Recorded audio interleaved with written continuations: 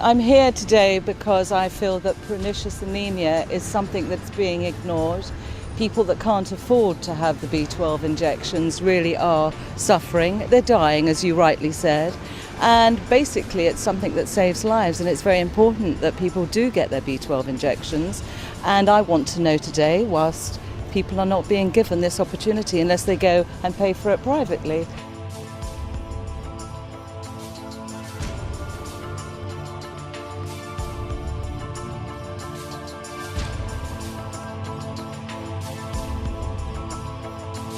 You have to look at the root of the word pernicious, which means ruinous, destructive and fatal. And certainly 55 years ago, people were dying of it. It's unfortunate that in 2009, people are still dying of pernicious anemia. Indeed, we had one lady from Scotland who died last year of pernicious anemia. That was the cause of death on her death certificate. What's more worrying is the fact that there are serious problems with the symptoms, the diagnosis and the treatment of pernicious anemia, which is 50-year-old technology. For 3 years I've tried to infiltrate the medical professional, and I've been banging my head against a brick wall.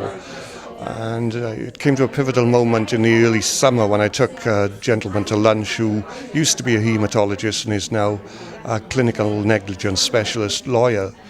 And he told me that I would be wasting my time trying to talk to doctors because doctors talk to doctors and doctors listen to doctors, and that perhaps I'd be better employed knocking on the doors of politicians. I'm a registered nurse, and I co-authored the book Could It Be B12 with my husband, who is a physician. I'm an emergency room nurse for 20 years, and I actually have pernicious anemia. I diagnosed myself, and I taught my hematologist that I had the B12 deficiency. And so for 20 years I've been very interested in pernicious anemia and vitamin B12 deficiency. And what I've found as a healthcare professional for 25 years is physicians are not screening patients for B12 deficiency. So if you're deficient and it goes unrecognized, undiagnosed, and untreated, you can get paresthesias like diabetics, get neuropathy that can become permanent, and it also can cause paralysis to your legs. There are cases, malpractice cases in the United States, where patients are crippled in wheelchairs or bedridden. Well, I was asked by Martin Hooper, who is the chair of the Pernicious Anaemia Society, to actually open the new offices when they were founded in Bridgend. I've known about pernicious anemia and vitamin B12 deficiency for many years, and in fact when I was in school, when I was 16 I think I was, my GP thought that I had pernicious anemia and that I lacked vitamin B12, but that was found to be wrong. But so I was aware of the condition. So when Martin asked me along, I was very interested to see what I could do to help people, because it's the big risk is that people don't know what they've got. They can't get an accurate diagnosis. People are misdiagnosed. Yes, this is what we've found. And their lives are put on hold for a treatment that costs about a penny.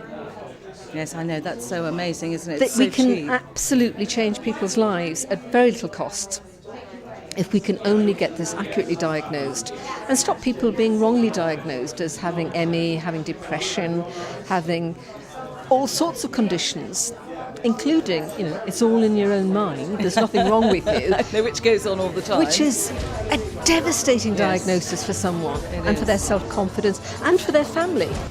Well, an adjournment debate is a way that a Member of Parliament can draw attention to something he or she believes to be very important. Sometimes the effect will be to have the government look very closely again at its policy, but at the very least the Minister has to come to Parliament, listen for 15 minutes with the short debates, and then reply for 15 minutes. That's a long time for a Minister to have to give chapter and verse on a particular policy area. So sometimes if the policy looks a bit weak, it really does force the department to look closely at whether or not they have to, or really ought to, accommodate the Member of Parliament who's asking the question, especially so if that MP gets lots of other MPs to agree. And quite often where something in a constituency is quite striking to one MP, there'll be lots of cases across the country. So if that MP makes it clear to all the other colleagues that he or she has a debate on a particular subject, they'll get lots of support from other MPs because it will be a nationwide problem. And that means that the Minister will have to take it all the more seriously. This is something we can do something about, and something we can do actually that it's estimated could save 20 million a year in wrong medication and misdiagnosis. So let's go for it.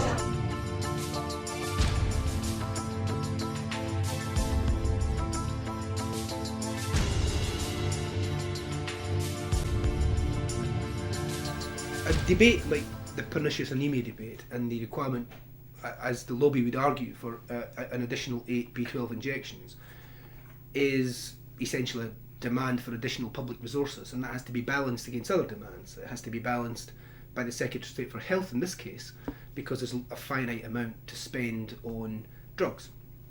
So the Minister will always be weighing up whether there's a strong enough case here to reduce expenditure in another area in order to increase it in this area. Of course, it has to take account of the science, and if the science has moved on, it may well be that the assumptions that the policy is based upon have changed, and that may lead to a change in policy. But health policy and drugs policy, if I can put it that way, is almost invariably a case of trying to balance off expenditure against quality of life benefit. And that's what the Minister will be doing in this case. So it could help. It really depends on how well the argument stacks up against rival arguments for resources.